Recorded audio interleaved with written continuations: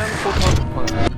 1980년대 폐광된 곳으로 현재는 입구에 철사 울타리와 출입 금지 표지판이 세워져 있지만 2013년 7월 아주 호기롭게 이곳을 찾은 사람이 있었습니다.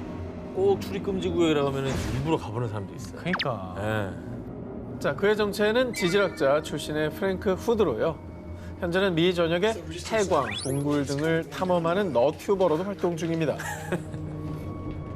그러니까 사람들 관심을 끌기 위해서 출입금지 구역. 어떻게 보면은 저 사람들 입장에서는 너무나 매력적인 장소인 거죠. 자, 이번에도 출입 금지 표지판을 그는 가볍게 무시하고 몰래 호턴 광산에 들어갔습니다. 아니 내가 이런 곳 한두 번 다니나. 여긴 뭐 별거 없는 것 같은데? 그런데 어둠 속 저 너머에서 누군가 쳐다보는 듯한 느낌이 든 후드. 그리고 후드는 정말 충격적인 광경을 발견했습니다. 저 사슬들에 좀 주목을 해주시겠어요? 사슬? 저 뭐야? 저 왜 흔들려요? 왜 있어? 아니 흔들리잖아 쟤. 어! 왜 제 맘을 흔들려? You swing back there.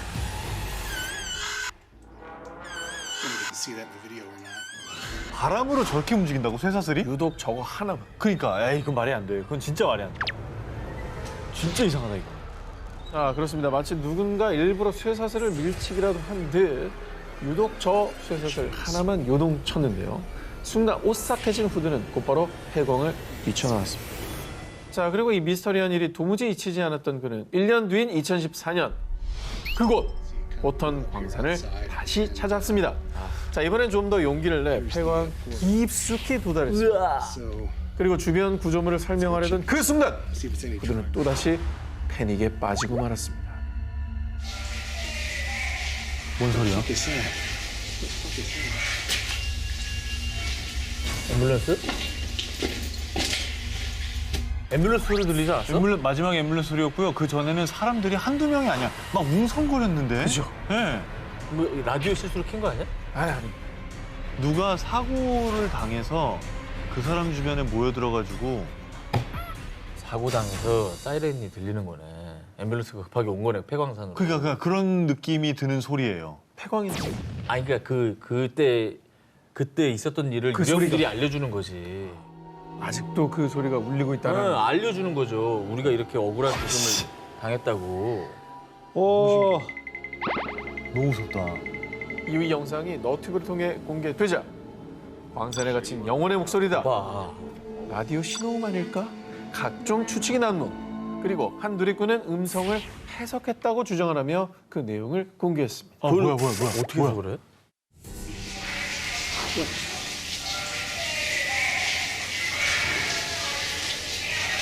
네, 해석했다고 하는 사람의 번역이었습니다. 진짜 저 안에 뭐 있는 거 아니야?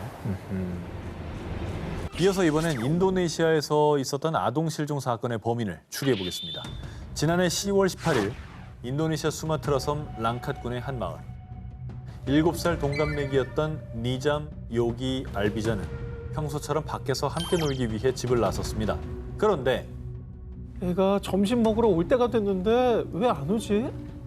평소 아이들은 집에서 점심을 먹고 다시 나가 놀곤 했는데요. 하지만 이날 함께 놀던 아이들 중 이 3명의 아이들은 안타깝게도 지금까지도 집에 돌아오지 못하고 있습니다. 참. 이 세 아이들한테 무슨 일이 있었던 걸까요? 실종된 3명의 아이들은 한 야자 농장에 있는 굴착기 옆에서 놀던 모습이 목격된 것을 마지막으로 그야말로 흔적도 없이 실종. 당시 경찰과 자원봉사자들을 포함해서 약 500명이 수색에 투입됐고요. 정글로 뒤덮인 마을 주변에서 사고를 당했을 가능성, 그리고 마지막으로 목격된 농장 인근 호수에서 익사했을 가능성을 두고 마을과 농장, 호수를 샅샅이 수색했지만 아이들의 흔적은 찾을 수 없었습니다. 그리고 당시 경찰은 아이들이 누군가에게 납치당했을 가능성까지 염두에 두고 조사를 벌였지만요. 범죄 정황도 금전을 요구한 이도 누군가 아이들에게 접근한 것을 본 목격자도 없었습니다.